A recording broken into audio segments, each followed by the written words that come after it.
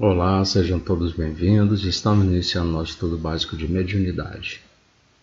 Gostaria de convidar vocês em uma prece para que possamos iniciar nosso estudo, levando nossos pensamentos ao Mestre Jesus, pedindo aos bons espíritos que estejam presentes para nos intuir, não só no caminho do bem, mas também para que possamos fazer o estudo com o espírito da letra, pedindo permissão que possamos iniciar. Obrigado, que assim seja. Então hoje estaremos iniciando uma nova etapa, porque nós estamos tratando agora do tema 22, psicofonia consciente, semiconsciente e inconsciente. Eu coloquei o título de médiuns falantes, porque é justamente o que nós encontramos lá no livro dos médiuns. Com esse título, Médiuns Falantes. É claro que nós vamos abordar cada um deles separadamente. Vamos iniciar pela psicofonia consciente. Eu sei que muitos vão dizer assim, mas nós já falamos sobre psicofonia em alguma aula passada. É correto, mas não entramos nesses detalhes. Hoje nós vamos... Hoje, nas próximas 2 aulas, vamos ter assim, um estudo para cada tema, do consciente ao médio inconsciente, e semiconsciente. Nós vamos dividir em 3. E vamos trazer características bastante importantes. Eu trouxe um pequeno texto, vou ler para vocês. Esse texto foi uma psicografia de Francisco Cândido Xavier, pelo espírito de Eurípides Barçanufo. Está no livro Espírito de Verdade, e é muito interessante porque ele traz uma mensagem sobre esse tema mediunidade. Uma mensagem muito importante que eu achei que deveria colocar logo de início, para irmos climatizando, vamos dizer assim, o ambiente. Então, eu vou ler para vocês, e diz o seguinte, Eurípides fala, quem hoje ironiza a mediunidade em nome do Cristo, esquece, naturalmente, de que Jesus foi quem mais a honrou nesse mundo, erguendo-a ao mais alto nível de aprimoramento e revelação, para alicerçar a sua eterna doutrina entre os homens. E agora Eurípides vem com exemplos. É assim que começa o apostolado divino, santificando-lhes valores na clara audiência, na clara evidência, entre Maria e Isabel. Você vai ver o início da historinha lá em Lucas 1, versículo 8. José e Zacarias, em Mateus 1, versículo 18. Ana e Simeão, em Lucas 2, versículo 25, no estabelecimento da Boa Nova. E segue adiante, enaltecendo a inspiração junto dos doutores do templo, que está lá em Lucas 2, versículo 41. Exaltando-a nos fenômenos de efeitos físicos ao transformar a água em vinho nas bodas de Canaã. Você vai encontrar em João 2, 1. Sempre isso aqui é o início da história. Sublimando-a nas atividades da cura, ao transmitir passes de socorro aos cegos e paralíticos, desalentados e aflitos, reconstruindo-lhes a saúde, ilustrando-a na levitação, quando caminha sobre as águas, está lá em Mateus 14, 22, dignificando-a nas tarefas de desobsessão, ao instruir e consolar os desencarnados sofredores ligados aos alienados mentais que lhe surgem à frente, glorificando-a na materialização em se transfigurando ao lado de espíritos radiantes no cimo do Tabor.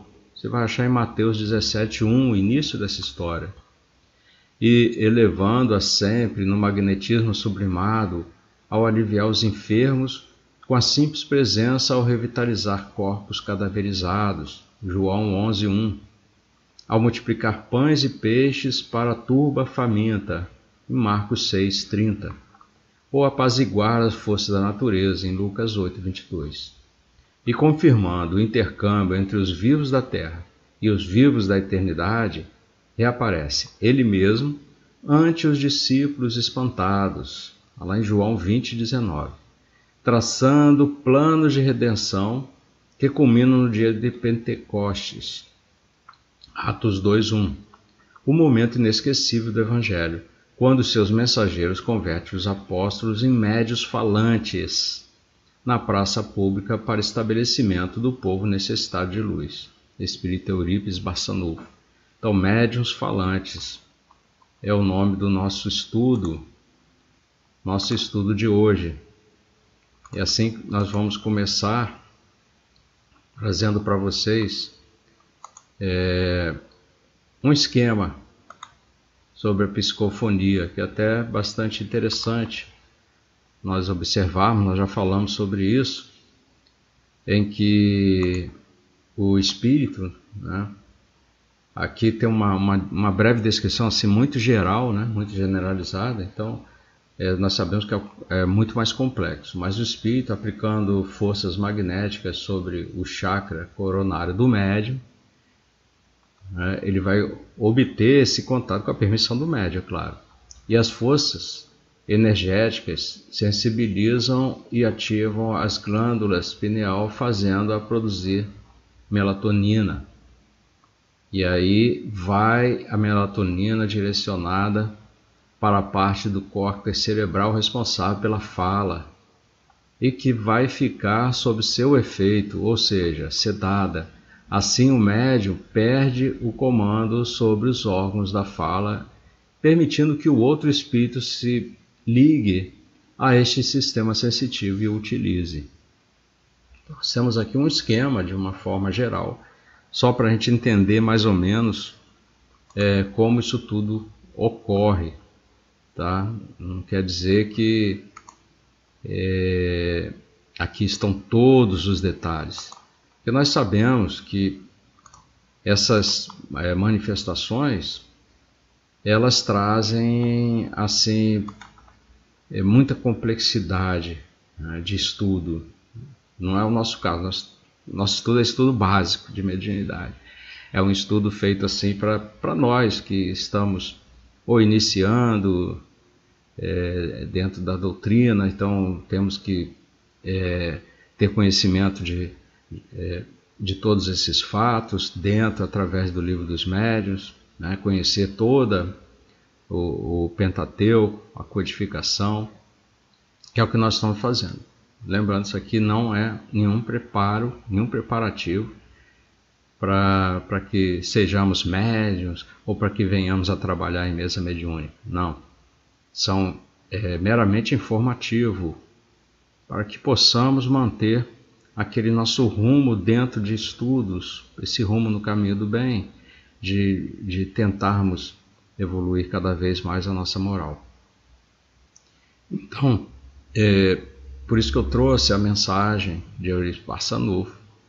Ele traz assim, ele busca já dentro dessa linha mostrar que a mediunidade sempre esteve presente, e mais do que o nosso mestre Jesus de Nazaré, né, o Cristo, nosso modelo e guia para trazer a informação através do Evangelho, também reforçando a existência da mediunidade e o quanto ela esteve presente naquelas épocas em que ele esteve aqui caminhando e fazendo o trabalho no bem. Tá? Então, nós vamos ler aqui o que está no Livro dos Médiuns, justamente porque a nossa base, sempre a nossa base é o Livro dos Médiuns. Mas no estudo de hoje, nós iniciamos essa questão dos médiuns falantes, no item 166, que diz o seguinte: os médiuns audientes que apenas transmitem o que ouvem não são, a bem dizer, médiuns falantes. Olha, essa informação é muito importante, porque às vezes a pessoa pode se confundir, por isso que é o nosso estudo básico. O médium está escutando e está retransmitindo, ele escuta, fala, mas aí ele fala com as suas próprias palavras, ele escuta ou ele vê a imagem e ela é convertida para aquele pensamento. E aí ele vai falar, vai ter muito do seu animismo ali, vamos dizer, né?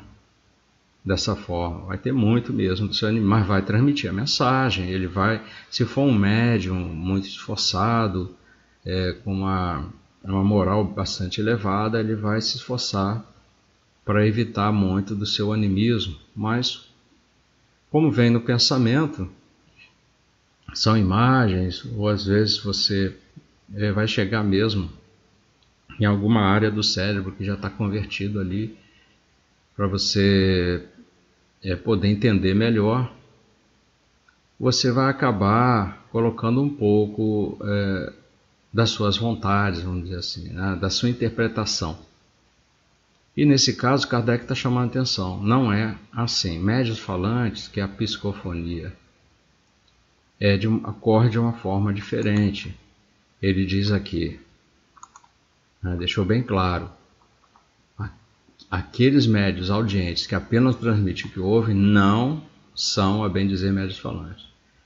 Os médiuns falantes, esses últimos, as mais das vezes, nada ouvem.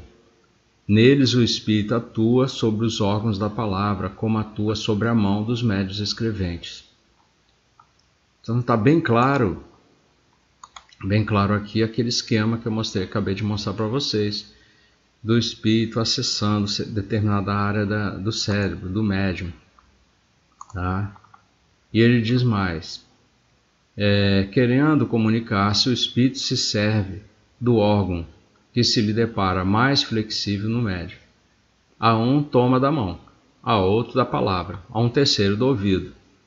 O médium falante geralmente se exprime sem ter consciência do que diz, e muitas vezes diz coisas completamente estranhas às suas ideias habituais, aos seus conhecimentos, e até fora do alcance de sua inteligência.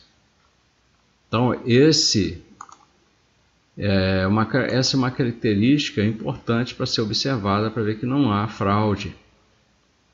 Porque muitas das vezes o médium está falando coisas que ele não compreende, porque não é ele. Né? Às vezes tem dentro do seu intelecto ele tem um certo conhecimento, mas pode não ter sobre aquele assunto que o espírito está abordando. Então é fácil de verificar isso. Né? Então,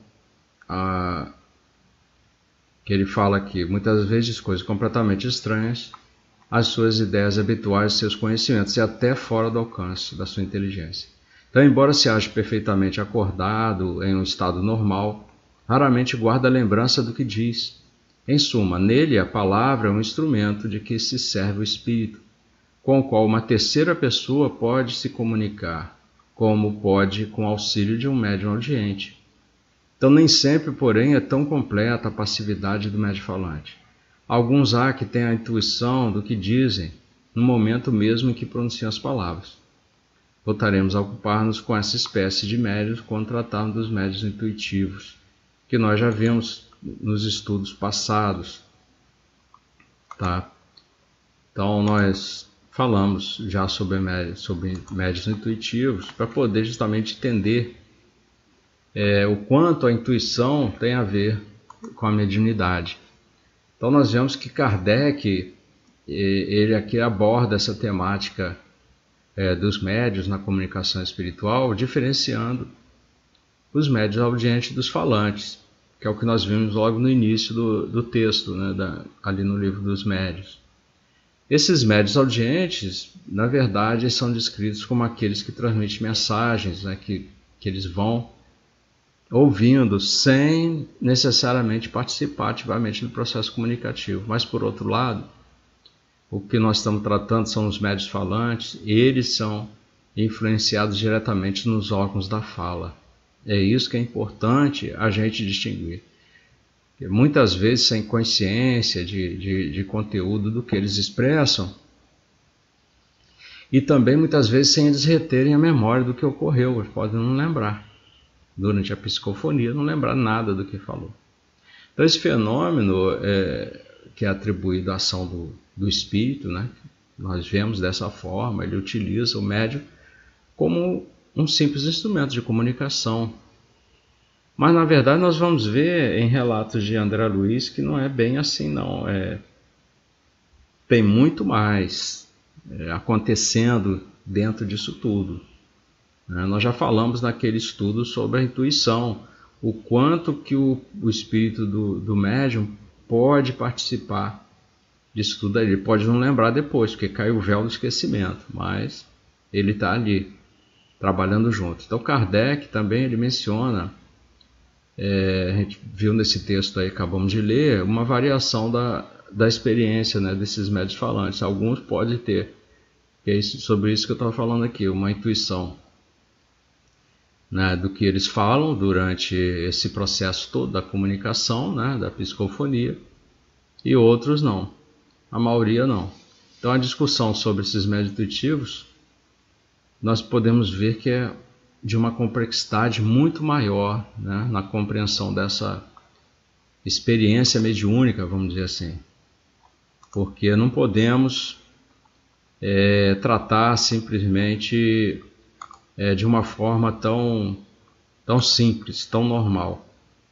Aqui nós vemos aquele nosso esquema, né, do perispírito, fazendo a comunicação, que é de perispírito a perispírito, né, do comunicante com o médium. E nós temos aqui nos domínios da mediunidade um trecho muito importante para a gente poder começar a falar de psicofonia consciente. Porque ali Kardec ele abordou o tema de uma forma geral, que trata desse fenômeno, né, vamos dizer assim, dos médios falantes. E aí André Luiz, eu vou ler para vocês aqui, traz um assunto até muito importante com relação à psicofonia, que às vezes eu digo, nós temos que tomar cuidado, temos que ter a nossa, não digo assim a nossa disposição, mas quando um médium possui essa mediunidade ostensiva, ele tem que tomar muito cuidado, principalmente precisa da ajuda dos mentores, de espíritos familiares, seja o que for, do anjo guardião, de estar ali presente nessa sessão em que ele vai fazer o trabalho de psicofonia. Por isso não pode ficar fazendo em casa, em qualquer lugar, né? Ele deve tentar se manter intacto, vamos dizer assim, porque precisa. Nós vimos, né, em estudo passado sobre a intuição, a necessidade da assistência espiritual, em que os espíritos protegem vários órgãos, várias partes do organismo do médium, né? Até que possam trazer algum prejuízo, né, para a sua saúde. Então, se você faz aquela psicofonia em qualquer lugar, se não tem um preparo no centro espírita para isso, né, se você não tem certeza que tem auxílio de bons espíritos, né, com esse seu trabalho, se você não tem essa certeza, fica complicado de você ficar fazendo e permitindo que qualquer espírito chegue e se utilize dessa área, né, do seu corpo, né, do seu cérebro, porque pode lhe causar algum problema. Nós vamos ver aqui no relato de André Luiz uma obsessão, mas que termina numa psicofonia importante, né, num tratamento que tiveram que fazer. Então ele diz aqui, olha, você vai achá-lo no domínio da mediunidade. tão infortunado, solteirão, desencarnado, que não guardava consciência da própria situação. Esse é um espírito obsessor. É um desventurado obsessor que acabam de remover do ambiente, a que desde muito tempo se ajusta, ou seja, estão começando a fazer o trabalho de tratamento dele, informou Aulus compadecido. Desencarnou em plena vitalidade orgânica depois de extenuar-se em festiva loucura. Então, ele vivia naquelas situações puramente materiais, né, totalmente intoxicado, vamos dizer, pela matéria. Mas aqui, letal intoxicação cadaverizou-lhe o corpo, quando não possuía o menor sinal de habilitação para conchegar-se às verdades do espírito. É alguém a movimentar-se nas trevas de si mesmo, trazido ao recinto sem saber o rumo, tomado pelos próprios pés, como qualquer alienado mental em estado grave. Veja que ele fala aqui, ó, as trevas de si mesmo, porque nós mesmos provocamos essa situação. Desenfaixando-se da veste de carne, com o pensamento novelado a paixão por irmã nossa, então ele morreu e estava muito agarrado a alguma pessoa encarnada. E a pessoa encarnada também a ele. Então hoje, torturada, enferma, que sintonizou com ele. Então ele já afirma que ela está enferma. Vamos entender por quê. E ela está sintonizada com ele, a ponto de retê-lo junto de si com aflições e lágrimas. Então ele passou a vampirizar-lhe o corpo. Olha só, hein? A perda do veículo físico, da deficiência espiritual em que se achava, deixou-o integralmente desarvorado, como um náufrago dentro da noite. Então ele ficou desesperado lá no plano espiritual, nas trevas. Entretanto, adaptando-se ao organismo da mulher amada, que passou a obsidiar, porque ela também gostava dele, né? Com certeza. Então, houve a permissão do espírito.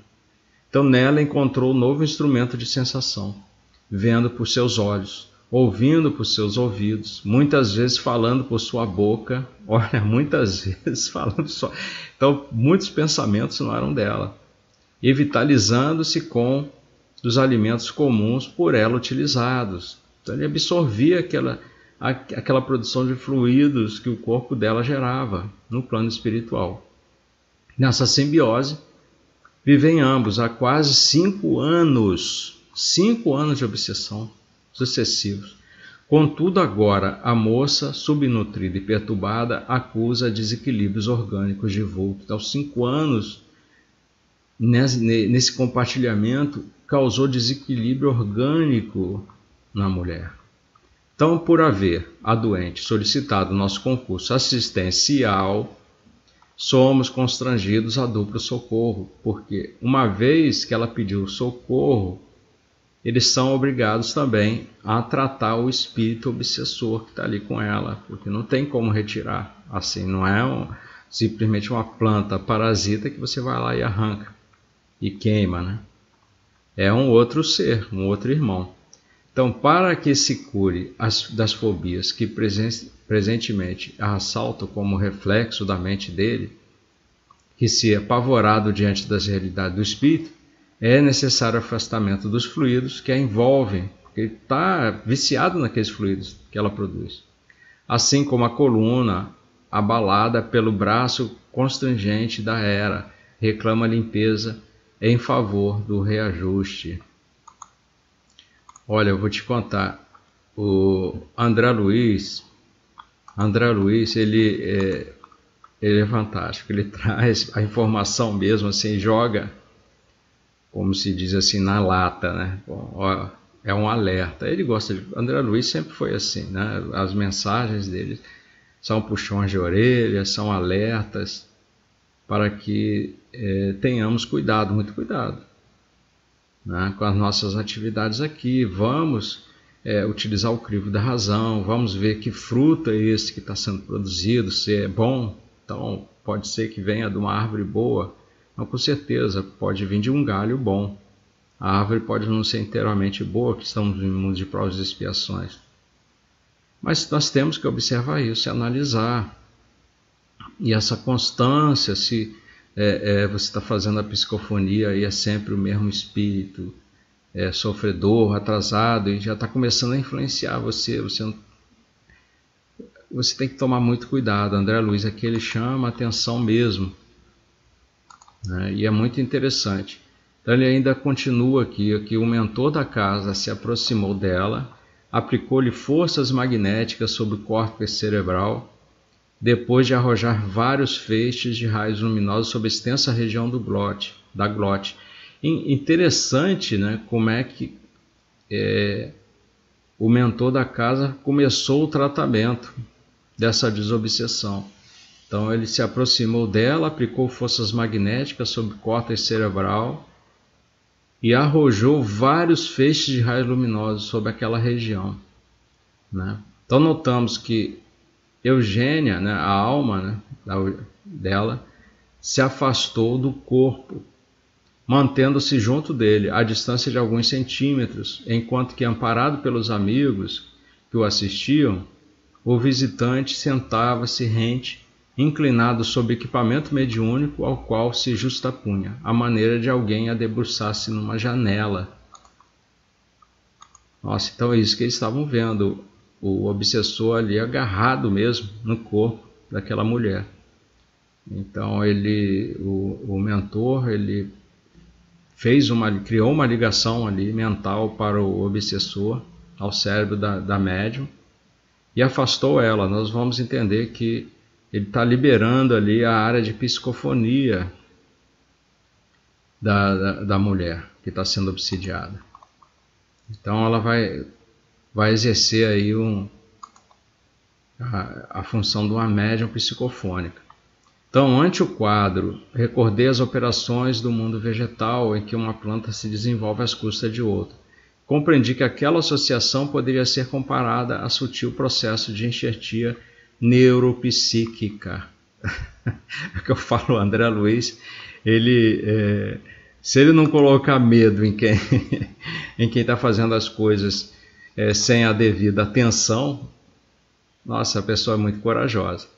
Então, é preciso ter auxílio, né? Nós estamos brincando aqui às vezes, mas só vai descontrair, porque é um assunto muito sério. É preciso ter auxílio, muito auxílio. É preciso fazer um trabalho sério. Lembra, desde o início nós falamos que o médium é o primeiro socorrista do espírito sofredor. E para ele fazer isso, para ele fazer esse trabalho, usar a sua mediunidade, ele tem que adquirir os conhecimentos da doutrina, tem que estar com o Evangelho na ponta da língua, porque os ensinamentos de Jesus estão no Evangelho. E nós temos um auxílio muito grande.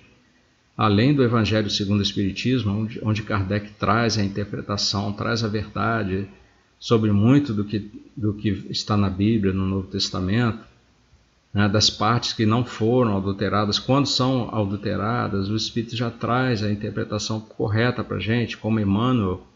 Emmanuel ele cita até o versículo. Então você pode confiar no que está escrito ali no Novo Testamento através dos Espíritos, através da codificação espírita, através de Joana de Ângeles. Ela trata também, faz estudo de Evangelho, ela pega passagens do Evangelho, né, que estão no Novo Testamento e analisa. Então você vê esses versículos sendo citados pelos Espíritos e vê que não está muito diferente do que você acha lá na Bíblia, de estudo que você tenha à mão.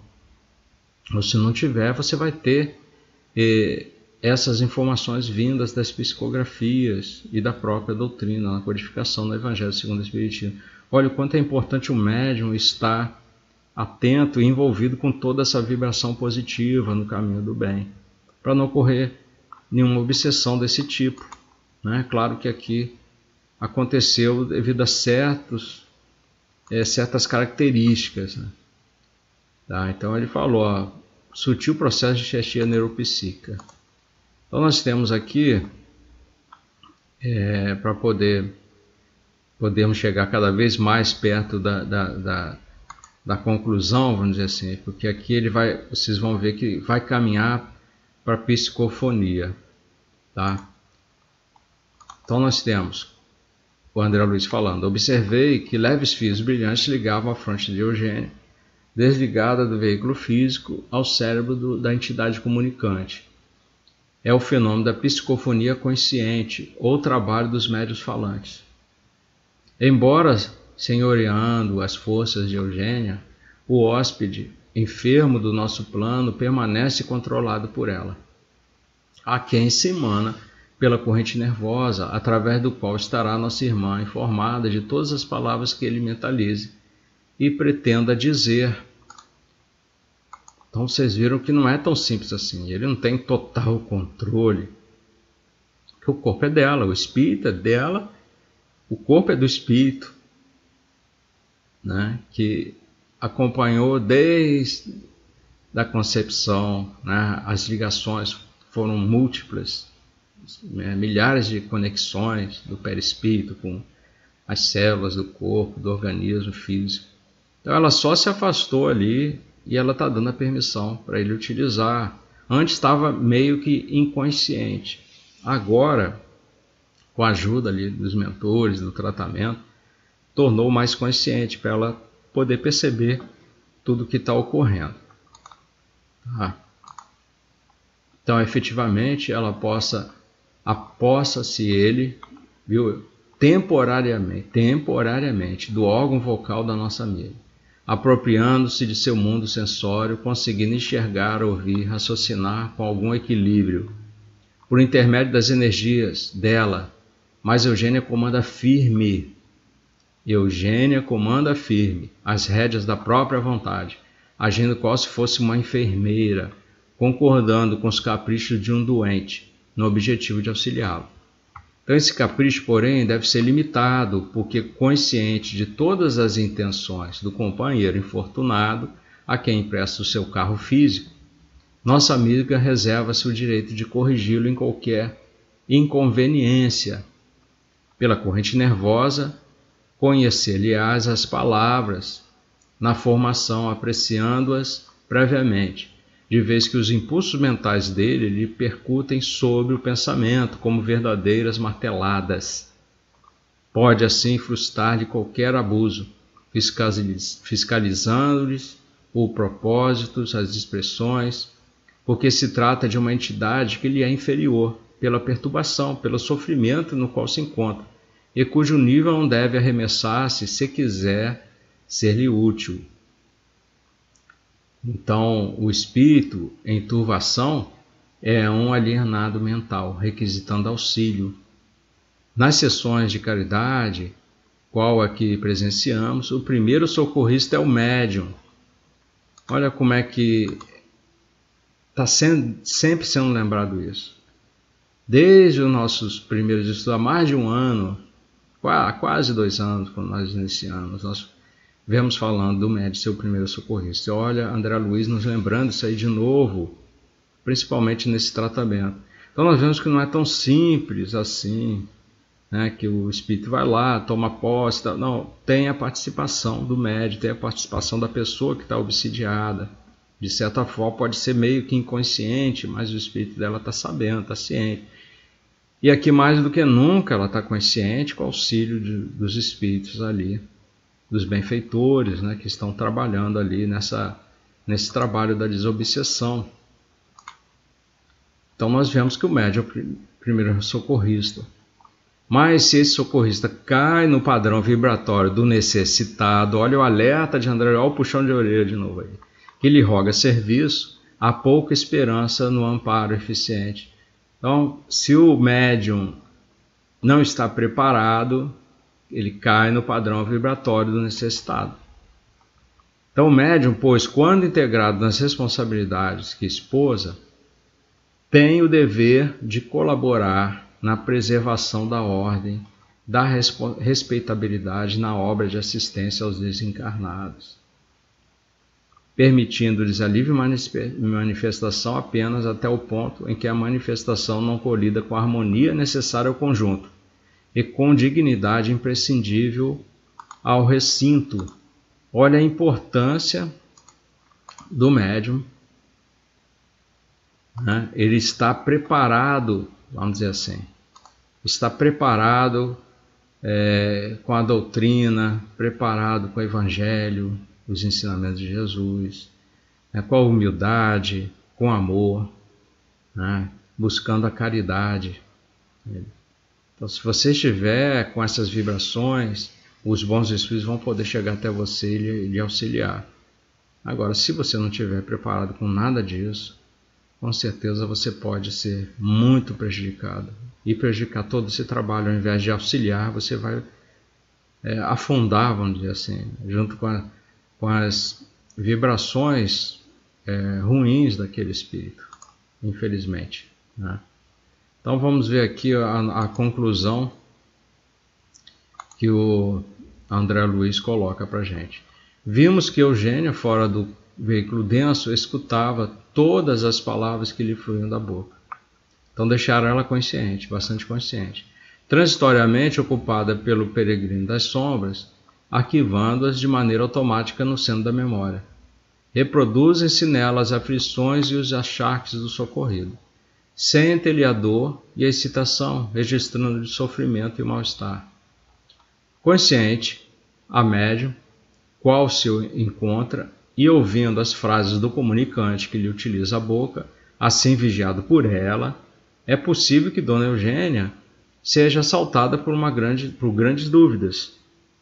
Naquele momento, é lógico, né? Não poderá ser induzida a admitir que as palavras proferidas pertencem a ela mesma? Não sofrerá vacilações, porque pode ocorrer uma perturbação a ponto dela duvidar do que está ocorrendo, mesmo com o auxílio ali dos espíritos. Então ele diz aqui, nossa irmã está habilitada a perceber que as comoções e as palavras dessa hora não lhe dizem respeito. Então, ela está bem assessorada, está bem ali auxiliada, sendo auxiliada pelos bons espíritos. Mas, caso a dúvida a invadisse, André Luiz pergunta, e o Aulus vai responder, né? Emitiria da própria mente positiva uma recusa, expulsando o comunicante e anulando preciosa oportunidade do serviço. Então, se ela tivesse dúvidas, ia acabar todo o tratamento. A dúvida, nesse caso, seria congelante faixa de forças negativas. Não seria muito bom duvidar. Por isso, esse tratamento tão complexo, com auxílio, por isso que eu falo, tem que ter o auxílio, não tem como não ter esse auxílio. Senão, como é que seria? Tá? Como é que teríamos, então, que continuar, que levar à frente? Então, acho que nós estamos terminando, mas vamos fazer uma análise disso que nós acabamos de ouvir, né? Um breve pensamento, né? Para que a gente possa entender melhor. Então, André Luiz, aqui nessa narração, vamos dizer assim, ele está narrando realmente a condição do espírito que desencarnou, né? Aquele obsessor ali. Porque depois da morte física, o que acontece? Ele fica ligado ainda à pessoa amada que está viva, que é essa enfermeira, e começa a influenciar ela negativamente. Então nós vemos ele descrevendo esse processo da assistência espiritual que foi dado a ambos nessa desobsessão. Ele enfatiza a necessidade dessa desvinculação energética para haver a cura. Foi o que os espíritos superiores fizeram ali, permitindo essa ligação, afastando o espírito dela para que houvesse a psicofonia, né? O médio falante, como diz Kardec. Então André ele ilustra essa complexidade dessa relação que há do plano material e espiritual. A gente está vendo bem isso, que reflete nessas consequências. E nesse caso ali, foi na fala. No caso, foi permitido, com auxílio, ela teve a participação ali com o espírito obsessor, uma fala consciente, né, espiritualmente falando assim. Vamos ver a importância desse auxílio mútuo, né, para o reequilíbrio e evolução dessa alma que está envolvida, dela também, né? Porque o trabalho ali foi um trabalho de reequilíbrio para poder libertar o espírito, né? Libertar ambos. Os dois estavam presos, vamos dizer assim. Não só ela, né? Ele também. Ele estava ali se alimentando daqueles fluidos que ela produzia o tempo todo. Ele não queria desencarnar, vamos dizer assim. Ele estava gostando até dessa situação dele, que parecia que ele ainda estava encarnado. Então ele vai discutindo ali esse fenômeno da psicofonia, né, dentro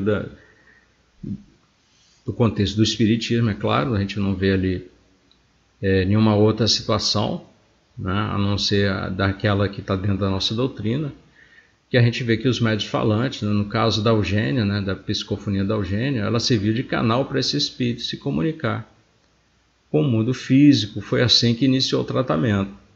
Então, essa narrativa nada mais descreve do que esse processo, onde foi um processo controlado, onde manteve a consciência da Eugênia, né, com discernimento, para que não permitisse que esse espírito comunicante, né, no caso, esse espírito sofredor, esse obsessor, excedesse limites, porque senão não poderiam ajudá-lo. Então, esse controle, por isso que é importante ter esse auxílio do plano espiritual, porque esse controle, para manter essa ordem, né, essa integridade durante ali a sessão, né, evita que o médium seja influenciado negativamente pelas vibrações do espírito, principalmente porque ela não estava preparada para isso, senão ela não teria ficado com essa obsessão. Então teve que ter esse auxílio todo que foi necessário. Então a responsabilidade do médium ali é enfatizada muito por André Luiz, porque destaca a importância da atuação consciente, equilibrada, para auxiliar esses espíritos perturbados, sofredores, sem se deixar ser afetado por eles, por cada vibração negativa. E ele sugere sim essa abordagem mais cuidadosa e respeitosa na prática mediúnica, porque nós não estamos fazendo auxílio efetivo aos espíritos sofredores, necessitados dessa manutenção de harmonia, e tem que ser durante sessões espíritas. Não vamos tentar fazer isso em casa, né? Que dê a preparação, a nossa preparação, né? Então nós temos aqui as referências, que nós já estamos terminando aqui. Sei que foi um pouco mais demorado, mas nós abordamos o livro dos médiuns. Vocês podem pesquisar na segunda parte, capítulo 14, item 166, que fala sobre médiuns falantes. Nos domínios da mediunidade, peguem o capítulo 1 e 3, façam a leitura, vocês vão gostar muito. Está tudo completo lá. Nós trouxemos só um trecho pequeno aqui. Parece que foi muito grande, mas não foi, é um trecho pequeno. Consultem lá nos domínios da mediunidade. E através dos tempos, capítulo 44, Mediunidade de Jesus, Chico Xavier, Espírito, Eurípides Barçanufo, ou então no livro Espírito de Verdade. Façam suas pesquisas, busquem informações, façam anotações, verifiquem se eu não cometi nenhum engano aqui, nenhum erro. Estou aprendendo com vocês, já falei, o que eu vou lembrar aqui? Só sei que nada sei, né? Mas essa é a verdade, nós estamos aprendendo, estamos iniciando. Eu sou um espírito tão atrasado quanto qualquer um outro aí, nesse mundo de provas e expiações, buscando o caminho da verdade, o caminho do bem.